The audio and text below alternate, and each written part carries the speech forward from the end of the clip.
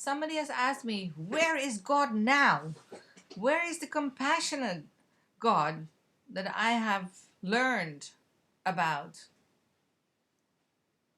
Maybe this person wasn't so angry as I make it sound because I couldn't see it on the paper, but maybe this person was desperate or just completely dumbfounded as to why this corona mess is happening.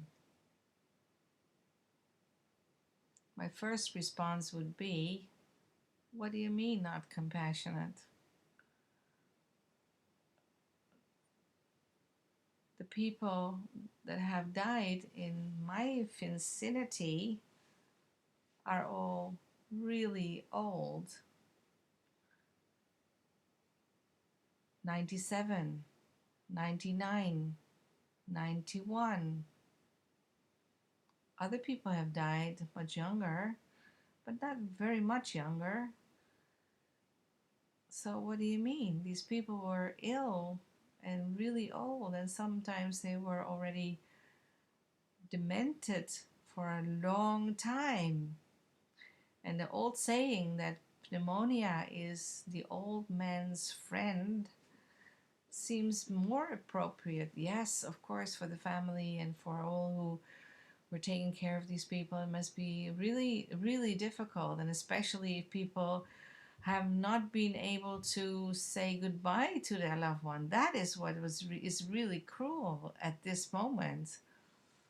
But for the people who died that I know of, it was a sign of compassion. It really was. So, but of course, much younger people have died all over the world, as they do always. Always. There are millions of babies dying, young children dying. I mean, it's cruel to say now that is part of life, but that is part of life. That we living and dying is one thing. We we die all the time, and we are built up all the time, and at any moment, some moment, the balance is gone, and we die. But basically, that's what life is about. It comes up and it fades away, and it comes up, and one part of us grows and the other part dies. So yes, it is part of life, but that is too easy also. It's not a consolation. It's not a consolation. So why is this mess? Well, I first would like to say something completely different. Completely different. Based on my own experience, I that's the only thing I have.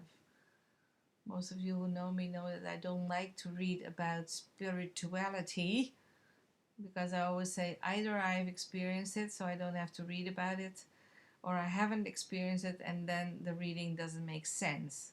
So what I'm going to say is based on my own experience. Once I had a vision, and the vision was about evil.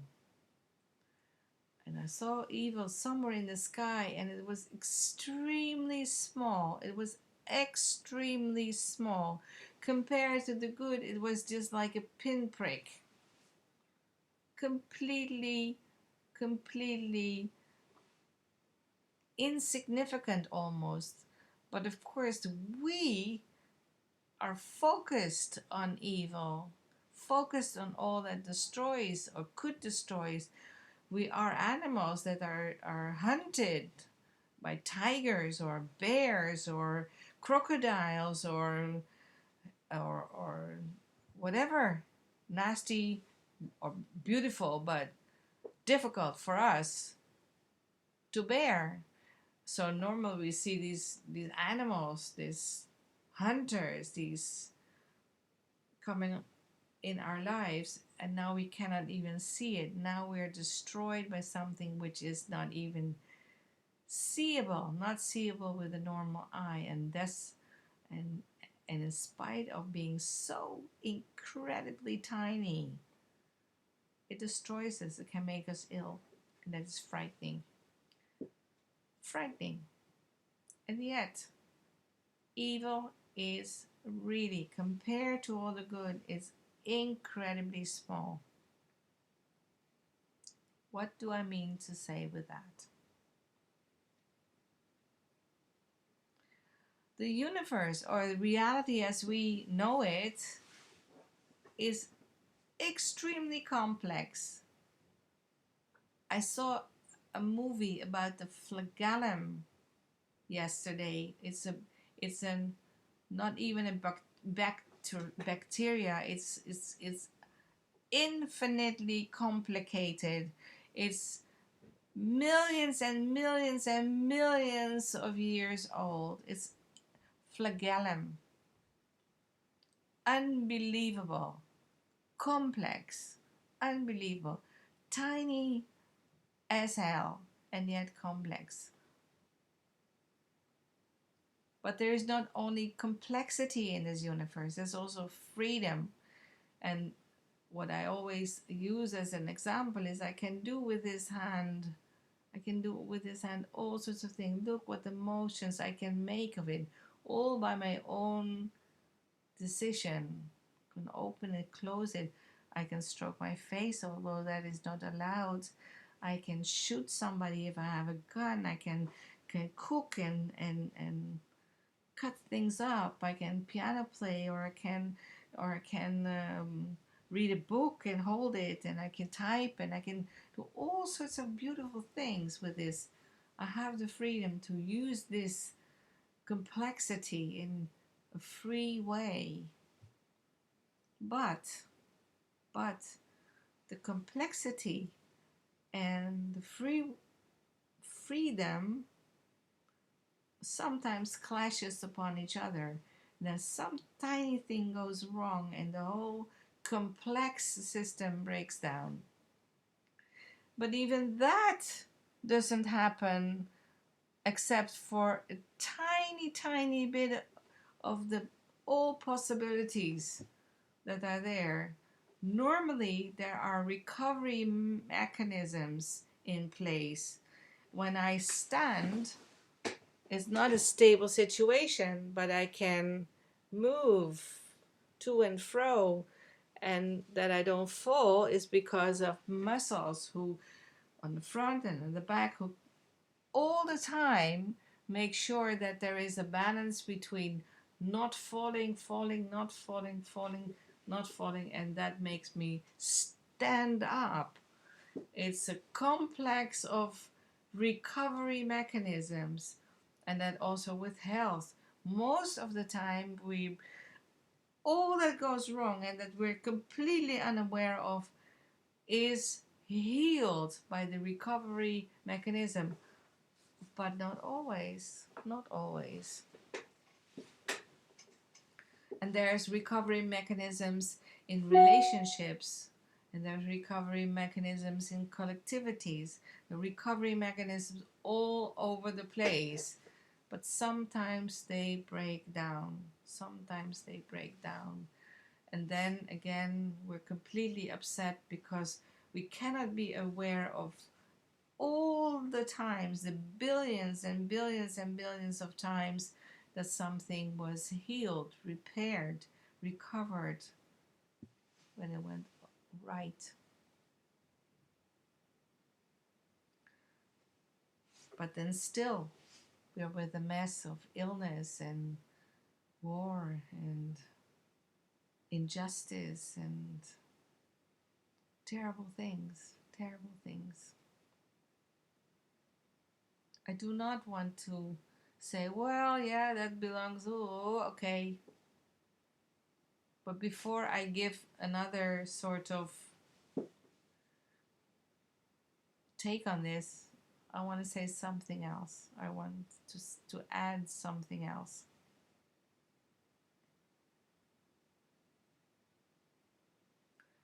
Yes, evil also comes from God.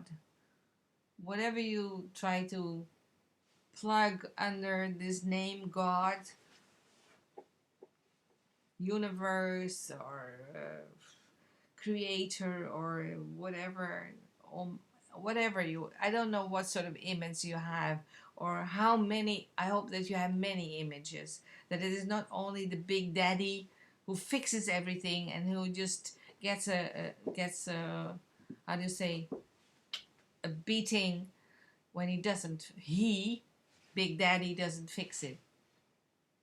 I hope you have many images of God, or whatever, the eternal one, or the Almighty, who isn't Almighty, some, or sometimes Almighty and sometimes not. Based on my own experience, again, I can say, or I want to say, yes, evil, bad, also comes from the Creator, comes from, there's only one God,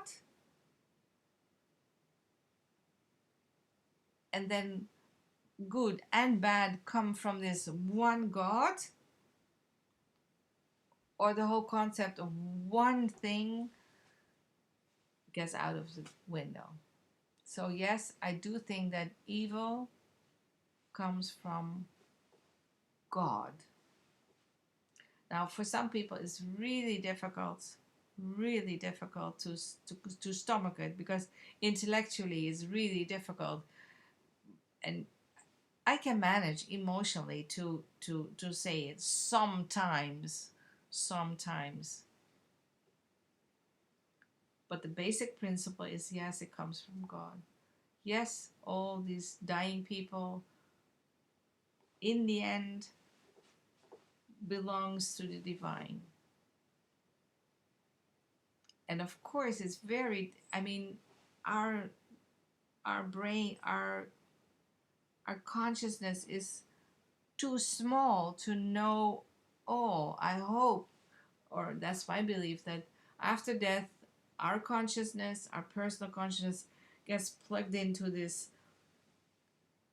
total consciousness, and then we can see what things really are.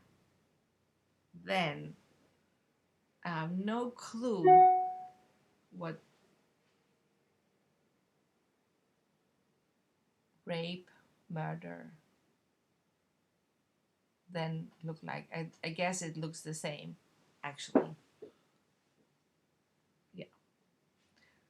So, complexity and free will.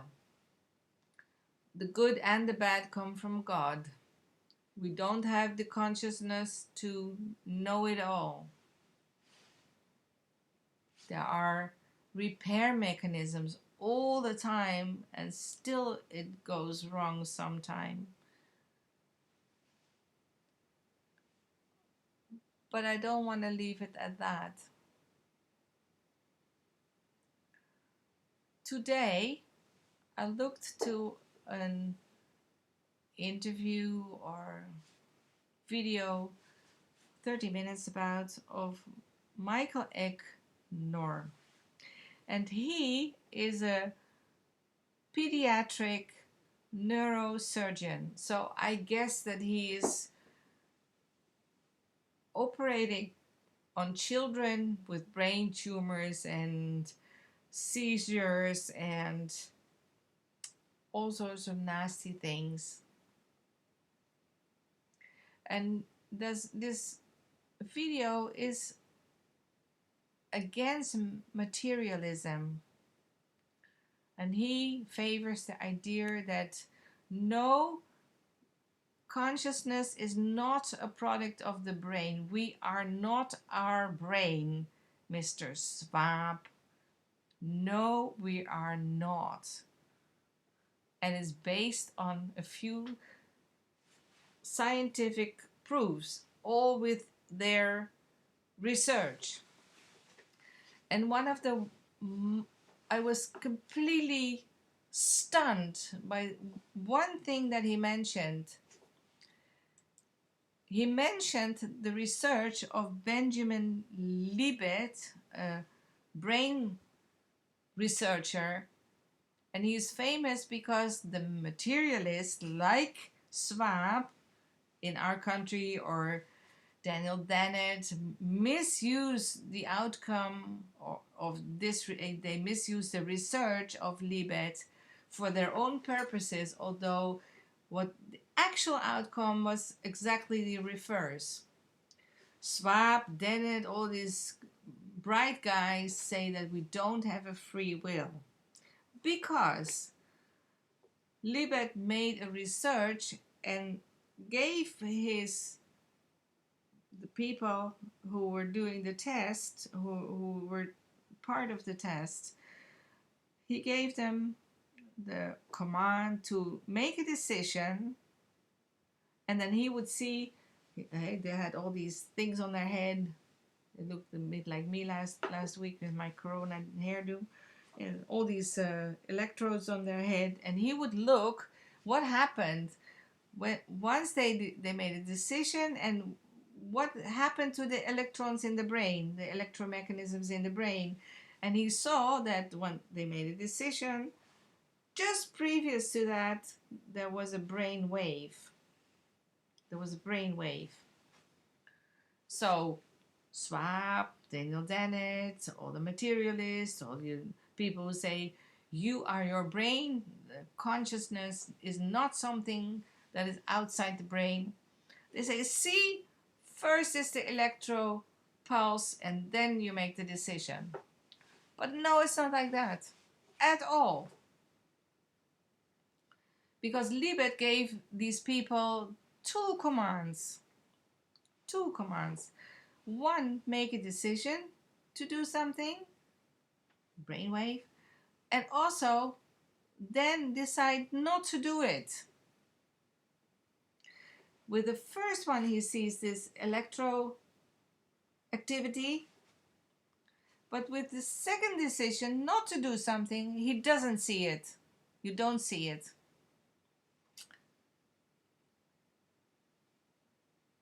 Apparently, there might not be a free will in the old-fashioned sense, but there is a free want, a free no, I'm not going to do it. That is free because it is not dependent on brain activity. Apparently it comes from somewhere else, I would say, or that's also, I guess, what they say. We have a free won't. No, I'm not going to do it.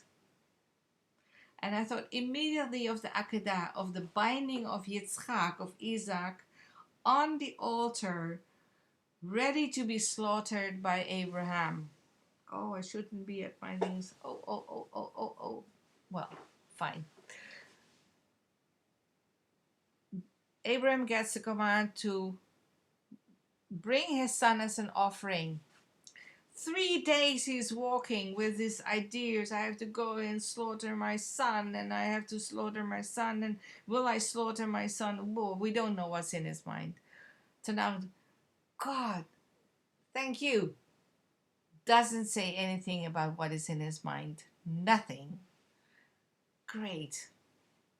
No mind reading. No mind reading. 3 days, David Gelerner writes about it in a beautiful book called Judaism, The Way of Being, titled to my heart. 3 days, and there he is on Mount Sion. He's on the mount, adrenaline coming out of his ears. Oh, with a knife, not like that, as it's always portrayed, also by Rembrandt, but like sheep. The knife is there. I mean, it's unbelievable because at that moment, Abraham responds to, no, don't do it. Won't. There is a free won't. Don't do it. And he brings his I won't. He doesn't do it. We also have the story of Adam and Eve. Don't do it. And they do. And the whole misery starts. You can interpret it as misery. It doesn't have to. Anyway, yes, we're in a big, big shit. Worldwide, big, big mess. It has nothing to do with God. Nothing. Because God, or at least Torah, or at least Tanakh, or at least Talmud teaches us, as Egnor says, that we should be masters over our impulses. We do have all these drives to go for it, but sometimes we have to stop and say, I'm not going to do it. No, don't murder. Don't give a false witness. Don't rob. Don't put your mother or your father out with the garbage when you have no use of them anymore. Don't. Judaism, or the Almighty, or the Eternal One, or the whatever you want to call it, gives us an unstoppable, unrelenting training to say no, to do not, to do not. And we don't heed it. We're not Abraham. Sometimes we're like Abraham, but most of the time not. We want this and we want that, and we want this, and I want the new shoes, and I want so, and I want to have it cheap, and I'm going to behave as an aristocrat, and I just make or have all these slaves. We have all these slaves far away, far away, far away. But we also have all these people making or just doing stuff for us for hardly work, hardly any payment. We want and we want, we want and we want, and we go with it, and we are not able to build a society which is built on the won't, the free won't. Me too. Everybody of us. Some of us are these badly paid workers, and they're heroes. They're heroes. But in the whole wide world, we're not able to say no. The pandemic started because people wanted to eat everything. They want to see with their own eyes the animals that were slaughtered in a mess. And we didn't say, stop it. Maybe we're going to do it now. Maybe the world is going to say this is not possible and that is not possible. We have to do it differently. But until now, people just did what they want. Not always. Luckily, we're not always struck by a new plague. But I think that if we want to say, where is God? It might be better to say, where are we? This doesn't happen because God is, or the Eternal One is everywhere, but basically also lying under a palm tree, thinking, just leave me alone.